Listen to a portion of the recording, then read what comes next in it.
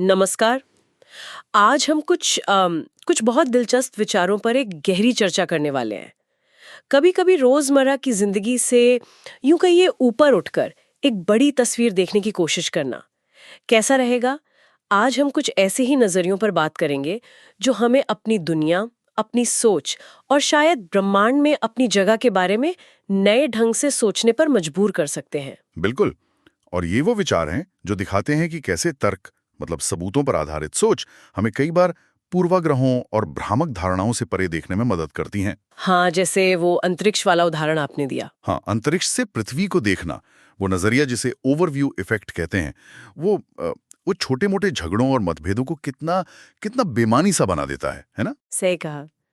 और आज हमारा मकसद किसी एक किताब या लेखक की समीक्षा करना नहीं है, बल्कि अलग-अलग स्रोतों से निकले उन विचारों की परतों को खोलना है जो हमें चौंका सकते हैं।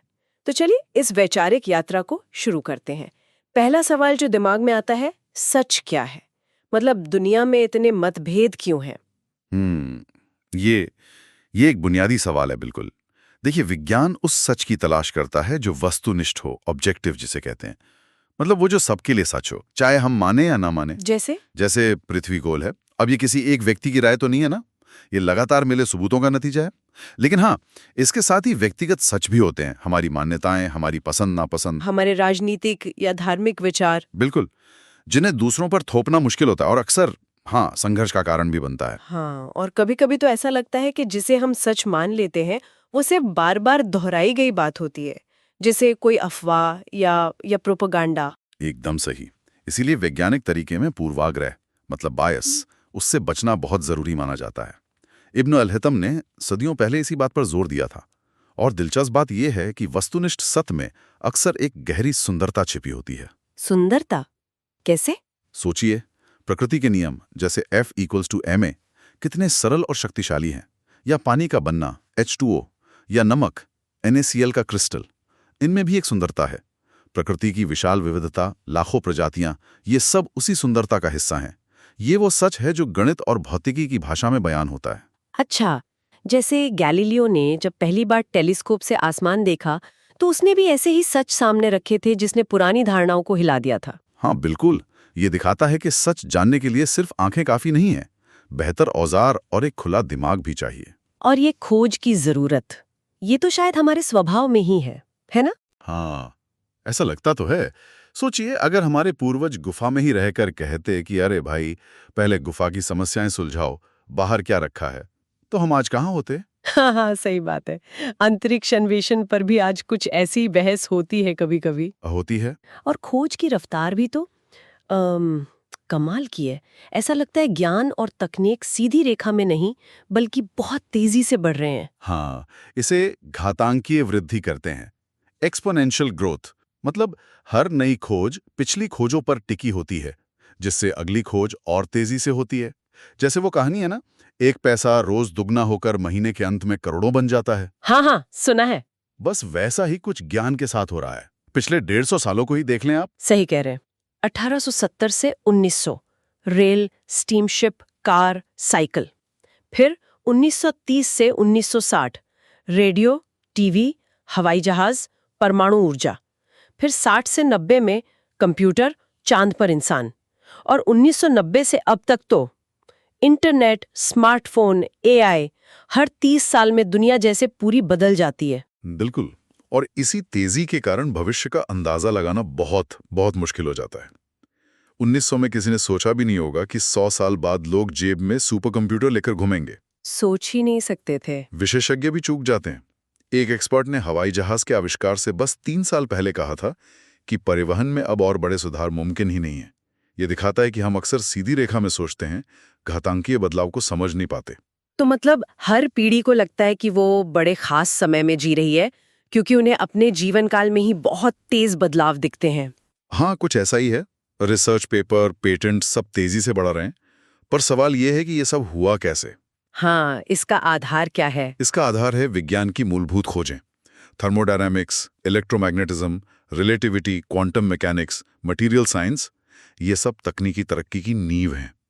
ज्ञान एक पीढ़ी से दूसरी तक पहुंचता है और बढ़ता जाता है। हम्म, अच्छा, अंतरिक्ष की काक चल रही थी। आपने कहा पृथ्वी को अंतरिक्ष से देखना नजरिया बदल देता है। वो अर्थराइज तस्वीर का भी जिक्र आता है अक्सर। हाँ, अर्थराइज। जब अपोलो 8 से पहली बार पृथ्वी चंद्रमा के क्षितिज से उगती हुई दिखी, वो तस्वीर एक मील का पत्थर थी। उसने क्या बदला? उसने पहली बार हमें दिखाया कि हमारी पृथ्वी अंतरिक्ष के अंधेरे में कितनी अकेली है, कितनी नाजुक और खूबसूरत। कहते हैं कि इसी तस्वीर ने पर्यावरण आंदोलन को बहुत बल दिया। अच्छा। हाँ, अमेरिका में पर्यावरण संरक्षण एजेंसी ईपीए का गठन, पहला पृथ्वी दिवस, स्वच्छ जल अधिनियम, ये सब उसी दौर में हुआ, 1970 के आसपास।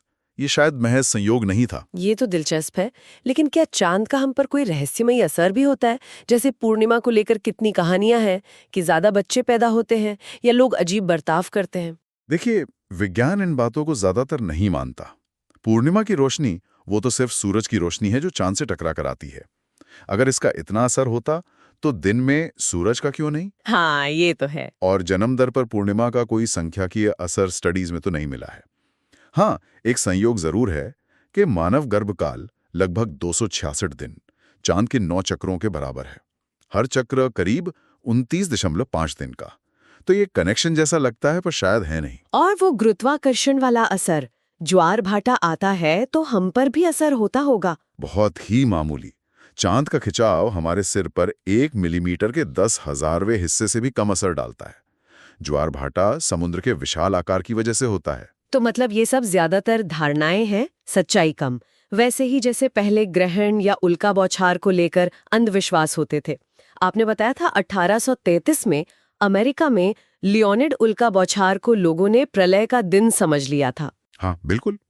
जबकि अब्राहम लिंकन जैसे तर्कशील व्यक्ति ने देखकर कहा कि भाई तारे नहीं गिर रहे, और वापस सोने चले गए। ये दिखाता है कि वैज्ञानिक समझ हमें कैसे कैसे अंधविश्वास से बचा सकती है। वॉयेजर 1 की वो पेल ब्लू डॉट तस्वीर भी यही याद दिलाती है। हम इस विशाल ब्रह्मांड में कितने छोटे हैं। शायद ये नजरिया, शायद ये हमें करीब ला सकता है। ला तो सकता है, लेकिन हम इंसान तो आपस में लड़ते रहते हैं। राजनीति, धर्म, जमीन, संसाधन, वजहें तो कई हैं। और ये अक्सर तब होता है जब हम अपनी व्यक्तिगत सत्य को, अपनी मान्यताओं को दूसरों पर थोपने की कोशिश करते हैं। इसके उलट आप देखें, वैज्ञानिक जब असहमत होते हैं तो वे आमतौर पर बहस या लड़ाई नहीं करते। तो क्या करते हैं? वे और ज्यादा या बेहतर डेटा का इंतजार करते हैं। समाधान सबूतों से आता है, ऊंची आवाज से नहीं। वो अंधे आदमी और हाथी वाली कहानी की तरह कि सब अपनी अपनी जगह सही थे, पर पूरी तस्वीर किसी के पास नहीं थी। सरहदें नहीं देखते। इसीलिए तो अंतर्राष्ट्रीय अंतरिक्ष स्टेशन ISS जैसी परियोजनाएं संभव हैं, जहां शीत युद्ध के दुश्मन रहे देश भी मिलकर काम करते हैं। ये तो है, पर जमीनी हकीकत में राजनीतिक मतभेद बहुत गहरे होते हैं। हम अक्सर दूसरों को उनकी विचारधारा के लेबल से देखते हैं, ये लिबरल, वो कंजर्वेटिव, और फिर बिना जाने ही उनके बारे में राय बना लेते हैं। हाँ, और ये एक तरह का बौद्धिक आलस है। अगर हम डेटा देखें तो कई राजनीतिक धारणाएं, जिन्हें ट्रोप्स कहते हैं, वो गलत साबित होती हैं। जैसे अमेरिका में जो राज्य पारिवारिक मूल्यों की ज्यादा बात करते हैं, कई बार वहां तलाक या बिन ब्याही मां बनने की दर ज्यादा हो सकती है। या जो समूह विज्ञान समर्थक होने का दावा करते हैं, वे भी कुछ वैज्ञानिक सहमतियों जैसे GMOs या टीकों पर सवाल उठा सकते हैं या नकार सकते हैं। और जलवायु परिवर्तन तो इसका बहुत बड़ा उदाहरण है। बिल्कुल, जहां विचारधारा अक्सर तथ्यों पर हावी हो जाती है। और ये आरोप भी तो बदलते रहते हैं। कभी एक पार्टी पर नस्लवाद का आरोप लगता है, कभी दूसरी पर। सही बात है। जरूरी यह है कि हम लेबल से परे देखें और सबूतों पर ध्यान दें। आपने कॉमिक कॉन का उदाहरण दिया था, वो दिलचस्प था। हाँ, कॉमिक कॉन जैसे आयोजन, वहां हर तरह के लोग, अलग अलग मान्यताओं वाले, अपने जुनून को साझा करने आते हैं। वो अक्सर विज्ञान और तकनीक में रुचि रखते हैं और मतभेदों के बावजूद एक दूसरे को स्वीकार करते हैं। शायद ये दिखाता है कि साझा हितों और तर्क पर ध्यान केंद्रित करके शांति से रहा जा सकता है। ये बात सोचने वाली है। चलिए अब थोड़ा जोखिम मतलब रिस्क की बात करते हैं। क्या हम जोखिम को सही ढंग से समझ पाते हैं? ऐसा लगता है हमारा दिमाग संभाव्यता, प्रोबेबिलिटी और सांख्यिकी, स्टैटिस्टिक्स में थोड़ा कच्चा है। हाँ, ये बात सही है। ये गणित की शाखाएं काफी देर से विकसित हुई। हमारा दिमाग पैटर्न खोजने में माहिर है, भले ही वो असली ना हो। जैसे वो उदाहरण है ना, हजारों साल पहले घास में सरसराहट सुनकर भाग जाना फायदेमंद था, भले ही वहां शेर ना हो। जान बच गई तो ठीक। हाँ, लेकिन आज ये हमें संयोगों में मतलब ढूंढने, अंधविश्वास पालने, जैसे लकी चार्म वगैरह, या सुनी सुनाई बातों जिन्हें एनेक्डोट्स कहते हैं, उनको डेटा से ज्यादा महत्व देने पर मजबूर करता है। कैसीनो और लॉटरी तो इसी का फायदा उठाते हैं। रूलेट व्हील पर अगर 10 बार लाल आया है तो हमें लगता है अब काला आने वाला है। हाँ हाँ हाँ। जबकि हर स्पिन स्वतंत्र होता है, उसे याद नहीं रहता कि पिछली बार क्या आया था। वो भौतिकविदों वाला किस्सा भी मजेदार था। हाँ, कि एक बार भौतिकविदों के सम्मेलन के दौरान वेगास के कैसीनो का हफ्ता बहुत खराब गया। इसलिए नहीं कि वो जीत गए, बल्कि इसलिए कि वो खेले ही नहीं। वो प्रोबेबिलिटी समझते थे। और सरकारी लॉटरी भी इसी मनोविज्ञान पर चलती हैं। और विडंबना ये है कि पैसा अक्सर शिक्षा पर खर्च होता है, जहां संभाव्यता और सांख्यिकी शायद ही ठीक से पढ़ाई जाती हो। और स्टॉक मार्केट के गुरु, क्या वे वाकई इतने कुशल हैं या बस संयोग है? बर्नी मैडॉफ की पॉन्जी स्कीम याद है, जहां लगातार अच्छे रिटर्न्स को लोगों ने कौशल मान लिया था, जबकि वो धोखा था। बिल्कुल। और खाद्य सुरक्षा को लेकर भी हमारी धारणाएं अजीब होती हैं। किसी चीज के जहरीलेपन को LD50 से मापते हैं। LD50 वो क्या होता है? यानी वो मात्रा जो 50% टेस्ट जानवरों को मार देगी। आपको जानकर शायद हैरानी हो कि टेबल शुगर यानी चीनी, उसकी LD50 30 ग्राम प्रति किलो वजन राउंडअप जैसे हर्बिसाइड, जिसकी लगभग 5 ग्राम किलो है, से कहीं कम है। क्या मतलब चीनी ज्यादा जहरीली है? मात्रा के हिसाब से देखें तो हाँ, उससे भी कम LD50 कैफीन 0.2 ग्राम किलो और निकोटीन सिर्फ 0.0065 ग्राम किलो की है।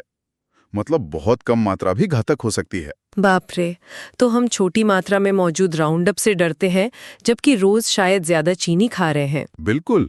एक गणना के अनुसार किसी आइसक्रीम में पाए जाने वाले ग्लाइफोसेट, राउंडअप का केमिकल, की मात्रा से मरने के लिए लाखों कप खाने पड़ेंगे, लेकिन उसमें मौजूद चीनी आपको शायद बहुत पहले मार देगी। ये तो सोचने का एकदम अलग नजरिया है। हाँ, और कैंसर के जोखिम की खबरें भी अक्सर भ्रामक होती हैं। अगर कोई कहे कि फला चीज से जोखिम 15% बढ़ता है, तो पूछना चाहिए कि पहले जोखिम कितना था। अगर बेसलाइन रिस्क मान लीजिए 4% था, तो 15% बढ़कर वो सिर्फ 4.6% होगा, ना कि 4% प्लस 15% इज इक्वल टू 19%। ये समझना जरूरी है। और धूम्रपान वाला उदाहरण तो और भी चौंकाने वाला था। हाँ, कि अगर 8 में से एक धूम्रपान करने वाले की मौत इससे होती है, और ये मौत तुरंत हो जाए, पहला कश लेते ही 8 में से एक का सिर फट जाए, तो क्या कोई धूम्रपान करेगा? शायद नहीं। हमारी जोखिम की समझ वाकई भावनाओं से ज्यादा चलती है, डेटा से कम। बिल्कुल।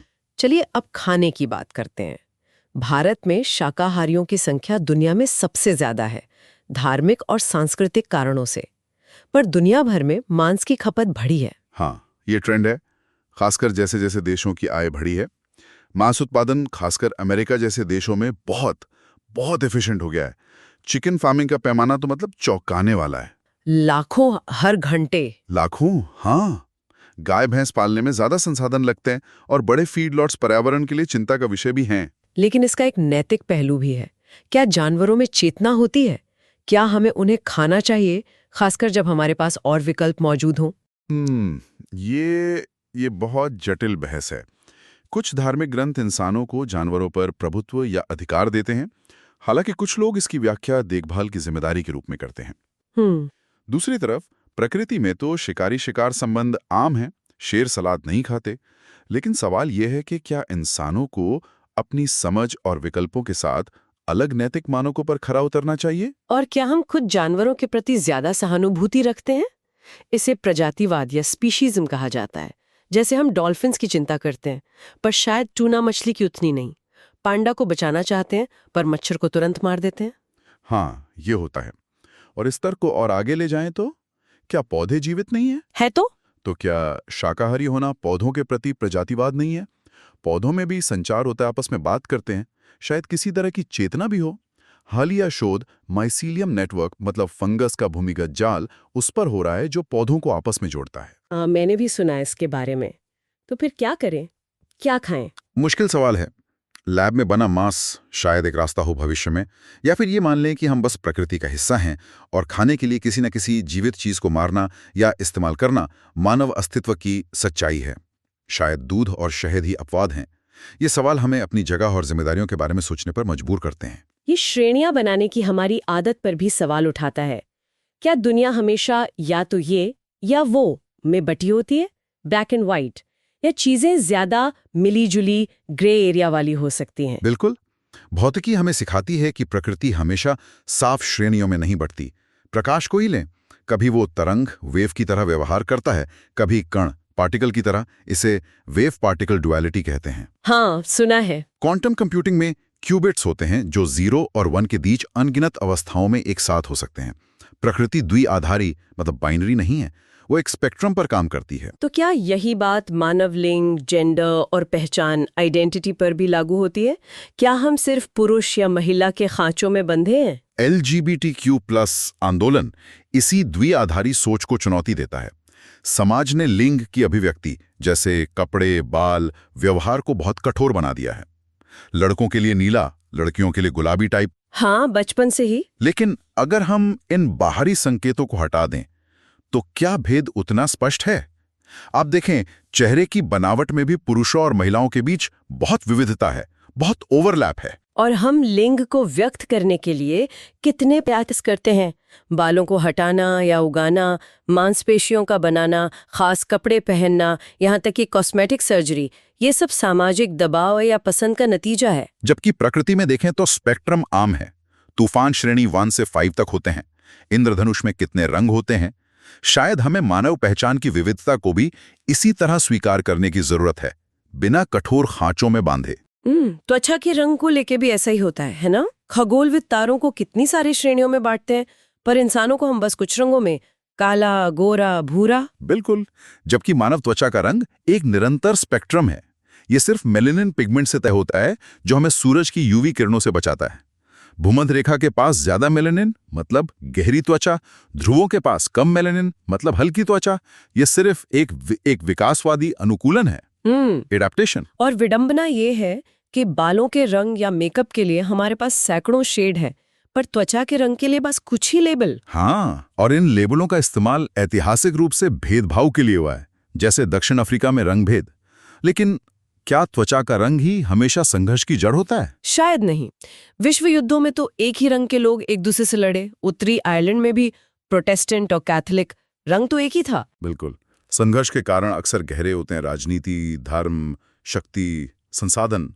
ऐतिहासिक मूर्तियों पर जो बहसें होती हैं, जैसे अमेरिका में कॉन्फेडरेट जनरलों की या थियोडोर रूजवेल्ट की मूर्ति। हाँ, वो रूजवेल्ट वाली मूर्ति का किस्सा क्या था? उस मूर्ति में उन्हें घोड़े पर बैठे दिखाया गया था और उनके साथ एक अफ्रीकी और एक मूल अमेरिकी व्यक्ति पैदल चल रहे हैं।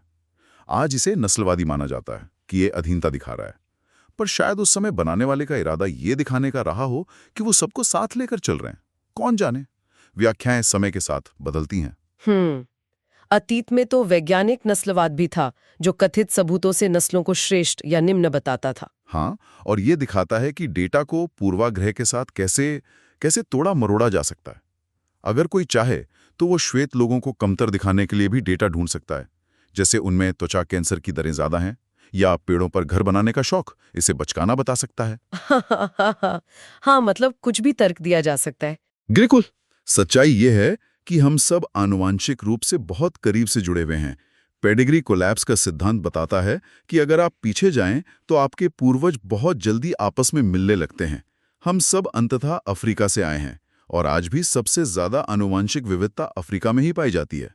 तो हमें सतही अंतरों से परे अपनी साझा मानवता देखनी चाहिए। बिल्कुल, जैसा मार्टिन लूथर किंग जूनियर ने कहा था, चरित्र के आधार पर आंकना, न कि त्वचा के रंग पर। कानून और न्याय व्यवस्था के बारे में क्या वे हमेशा तर्कसंगत होते हैं? अरस्तू ने कहा था, कानून जुनून से मुक्त तर्क है, पर क्या ऐसा होता है? कोशिश तो यही होनी चाहिए, पर होता हमेशा नहीं है। इतिहास में तो बड़े जदी तरीके थे न्याय के, जैसे किसी को नदी में फेंक देना, बच गया तो निर्दोष, या आग पर चलाना। बाप रे। और धीरे धीरे सबूत आधारित सिस्टम और ज्यूरी द्वारा मुकदमे का विकास हुआ। लेकिन आज भी पूर्वाग्रह, वकीलों की दलीलें कितनी प्रभावी हैं, ज्यूरी की भावनाएं, और यहां तक कि फोरेंसिक विज्ञान की अविश्वसनीयता, जैसे फिंगरप्रिंट्स या बाल विश्लेषण, इन पर भी सवाल उठे हैं। और वो इनोसेंस प्रोजेक्ट, उसने दिखाया है कि कितने निर्दोष लोग दोषी ठहराए जाते हैं, जिन्हें बाद में डीएनए सबूत बचाता है। गलत पहचान भी एक बड़ी समस्या है। हाँ, और एक चौंकाने वाला आंकड़ा ये भी है कि दुनिया भर की जेलों में बंद 93% से ज्यादा कैदियों में एक चीज कॉमन है, वाई क्रोमोसोम, मतलब वे पुरुष हैं। 93%? ये क्या बताता है? ये जटिल सामाजिक और शायद कुछ हद तक जैविक कारकों का मिश्रण हो सकता है। ये जरूर दिखाता है कि हमारी न्याय व्यवस्था पूरी तरह निष्पक्ष या सिर्फ तर्क पर आधारित नहीं है, उसमें कई और फैक्टर भी काम करते हैं। तो क्या कोई बेहतर तरीका हो सकता है? यहीं पर वो रैशनेलिया का विचार आता है, एक काल्पनिक देश जहां सारी नीतियां सिर्फ और सिर्फ सबूतों के वजन पर आधारित हों, वेट ऑफ एविडेंस पर। मतलब आपको तर्कहीन होने की आजादी तो होगी, आप कुछ भी मान सकते हैं, लेकिन आप तर्कहीनता के आधार पर नीतियां नहीं बना सकते। जैसे टीके लगवाने हैं या नहीं, ये व्यक्तिगत पसंद हो सकती है, पर क्या स्कूल में बिना टीके के बच्चे आ सकते हैं, इसका फैसला बीमारी फैलने के वैज्ञानिक सबूतों पर होगा। और किन चीजों पर लागू होगा ये? हर चीज पर। मानव व्यवहार का अध्ययन करने वाले विज्ञान, मनोविज्ञान, समाजशास्त्र, इनको बहुत महत्व दिया जाएगा। कला या शिक्षा पर भी फैसले शोध और सबूतों के आधार पर होंगे कि कौन सी विधि सबसे अच्छा परिणाम देती है। नैतिकता पर भी शोध होगा। सुनने में तो बहुत अच्छा लग रहा है, एक आदर्श दुनिया जैसा। शायद ये पूरी तरह परफेक्ट नहीं हो सकता, क्योंकि सबूत हमेशा अधूरे होते हैं और उनकी व्याख्या करनी पड़ती है। लेकिन शायद ये मौजूदा सिस्टम से बेहतर हो सकता है, जहां भावनाएं, विचारधारा, लॉबिंग अक्सर तर्क पर हावी हो जाती हैं। अंत में खुद इंसान के बारे में सोचते हैं। हम अपने शरीर और दिमाग को कितना अद्भुत मानते हैं, पर क्या ये वाकई उतने परफेक्ट हैं? देखिए, हमारा शरीर लगातार रखरखाव मांगता है। दिल, गुर्दे, हमारी 5 इंद्रियां भी कितनी सीमित हैं। हम इलेक्ट्रोमैग्नेटिक स्पेक्ट्रम का कितना छोटा सा हिस्सा देख पाते हैं। सही बात है। विज्ञान ने दर्जनों ऐसी इंद्रियां बनाई हैं जो दुनिया को हमसे कहीं बेहतर समझती हैं। बड़े बड़े टेलीस्कोप जो अलग अलग वेवलेंथ में देखते हैं, गुरुत्वाकर्षण तरंगे सुनने वाले डिटेक्टर, शरीर के अंदर देखने वाली MRI मशीन। और वो MRI तकनीक तो भौतिकी से आई, मेडिकल रिसर्च से नहीं। बिल्कुल। ये दिखाता है कि कैसे बुनियादी विज्ञान की खोजें अप्रत्याशित जगहों पर काम आती हैं। और विकलांगता, जिसे डिसेबिलिटी कहते हैं, क्या वो सिर्फ एक कमी है? कई बार लगता नहीं। कितने उदाहरण हैं जहां लोग अपनी कथित कमी के बावजूद या शायद उसी की वजह से असाधारण बन जाते हैं। सोचिए, बहरे बीथोवेन ने कितनी अद्भुत सिम्फनी रची। अंधी बहरी हेलेन केलर ने कितनी किताबें लिखी। हाँ, मैट स्टुड्समैन बिना बाहों के तीरंदाज। टेम्पल ग्रैंडन ऑटिज्म के साथ पशु व्यवहार की विशेषज्ञ बनी। Stephen Hawking. लिस्ट लंबी है। शायद विकलांगता व्यक्ति में उतनी नहीं होती जितनी समाज की बनाई बाधाओं और अपेक्षाओं में होती है। शायद हम सब किसी न किसी तरह से सीमित है और इसलिए कोई भी वास्तव में विकलांग नहीं है, बस अलग तरह से सक्षम है। ये बहुत गहरी बात है। और हमारा दिमाग, वो 10% इस्तेमाल वाली बात तो मिथक है, हम जानते हैं, पर क्या हम उतने बुद्धिमान हैं जितना हम खुद को समझते हैं? हम चिंपांजी से बहुत बुद्धिमान हैं, ये सही है, जबकि हमारा DNA उनसे सिर्फ लगभग 2% ही अलग है। सिर्फ 2%? हाँ, सोचिए ये 2% का अंतर कितना बड़ा है। अब सोचिए अगर कोई एलियन सभ्यता हमसे सिर्फ 2% ज्यादा बुद्धिमान हो तो उनके लिए हमारी सबसे बड़ी उपलब्धि, जैसे हबल टेलीस्कोप, शायद बच्चों का खिलौना हो। डरावना ख्याल है। हमने कंप्यूटर बनाए हैं जो हमें शतरंज से लेकर रूबिक क्यूब तक लगभग हर दिमागी खेल में हरा सकते हैं। वे जल्दी हमारी कारें चलाएंगे, शायद हमसे बेहतर। हमने कुछ ऐसा बनाया है जो हमसे ज्यादा सक्षम है। तो क्या हमने अपनी सोचने की क्षमता को जरूरत से ज्यादा महत्व दिया है? शायद, खासकर जब हमारी भावनाएं और पूर्वाग्रह हमें अक्सर गलत रास्ते पर ले जाते हैं। और अंत में जीवन और मृत्यु, जीवन के 2 ध्रुव, दोनों कितने आम हैं, पर हम सीधे तौर पर इनका अनुभव कम ही करते हैं। मृत्यु अवश्यम भावी है, ये हम जानते हैं, पर क्या अमरता, इमॉर्टैलिटी अच्छी चीज होगी? पता नहीं, शायद नहीं। शायद मौत का ज्ञान ही जीवन को मायने और एक तात्कालिकता, एक अर्जेंसी देता है। अगर हमें हमेशा जीना है तो आज का काम कल पर क्यों न टालें? क्या जीवन अर्थहीन नहीं हो जाएगा? और प्रकृति खुद जीवन के लिए हमेशा मेहरबान नहीं होती। बाढ़, भूकंप, ज्वालामुखी, बीमारियां, पृथ्वी भी एक तरह की किलिंग मशीन है। और ब्रह्मांड भी। क्षुद्र ग्रहों के टकराव ने डायनासोर जैसी प्रजातियों का सफाया कर दिया। हाँ, कहते हैं पृथ्वी पर अब तक जीवित रही 99.9% प्रजातियां विलुप्त हो चुकी हैं। हमारा अस्तित्व ही एक चमत्कार है, सांख्यिकीय रूप से लगभग असंभव। अरबों संभावित मानव जीनोम में से हम कुछ ही अस्तित्व में आए हैं। हर कोई अद्वितीय है। हर इंसान का जीवन अनमोल है, उसे बनाने में सालों लगते हैं, खत्म करने में एक पल। फिर भी हम युद्ध लड़ते हैं, एक दूसरे को मारते हैं। हाँ, हालांकि विडंबना यह है कि इंसानों का सबसे बड़ा हत्यारा इंसान नहीं बल्कि मच्छर है, मलेरिया और दूसरी बीमारियों से। सच में? हाँ, आंकड़े तो यही कहते हैं। तो जीवन वाकई अनमोल और असंभावित है। बिल्कुल। होरेस मान का एक कथन है, मरने में शर्म महसूस करो जब तक तुमने मानवता के लिए कोई जीत हासिल न कर ली हो। शायद हमारी जानने की इच्छा, हमारी जिज्ञासा हमें इस विनाश की प्रवृत्ति से ऊपर उठा सकती है। तो आज की इस गहरी चर्चा में हमने देखा कि कैसे एक बड़ा ब्रह्मांडीय नजरिया हमें छोटे मोटे मतभेदों से ऊपर उठने में मदद कर सकता है। हाँ, हमने अपनी सोच की सीमाओं को भी समझा, जैसे जोखिम को आंकने में हमारी नाकामी या चीजों को सिर्फ काला या सफेद में देखने की प्रवृत्ति। द्विआधारी सोच। हाँ, द्विआधारी सोच। हमने देखा कि कैसे सतही अंतरों जैसे त्वचा का रंग, इनके नीचे गहरी मानवीय समानताएं छिपी हैं और कैसे तर्क और सबूत हमें बेहतर निर्णय लेने में मदद कर सकते हैं अगर हम उन्हें इस्तेमाल करना चाहें। बिल्कुल। इन सभी विचारों को समेटते हुए शायद श्रोताओं के लिए सोचने वाली बात यह हो सकती है, अपने बारे में या दुनिया के बारे में ऐसी कौन सी एक गहरी धारणा है, कोई मान्यता जो हमें बिल्कुल सहज और स्वाभाविक लगती है, लेकिन जिस पर हमें शायद और गंभीरता से सवाल उठाना चाहिए। ये एक अच्छा सवाल है सोचने के लिए। इस गहन विचार विमर्श में शामिल होने के लिए बहुत बहुत धन्यवाद। उम्मीद है कि ये चर्चा जानकारीपूर्ण और सोचने पर मजबूर करने वाली रही होगी। धन्यवाद। हमें जरूर बताएं कि आपको ये कैसी लगी और हम इसे आपके लिए और बेहतर कैसे बना सकते हैं। आपके विचारों का इंतजार रहेगा। अलविदा। अलविदा।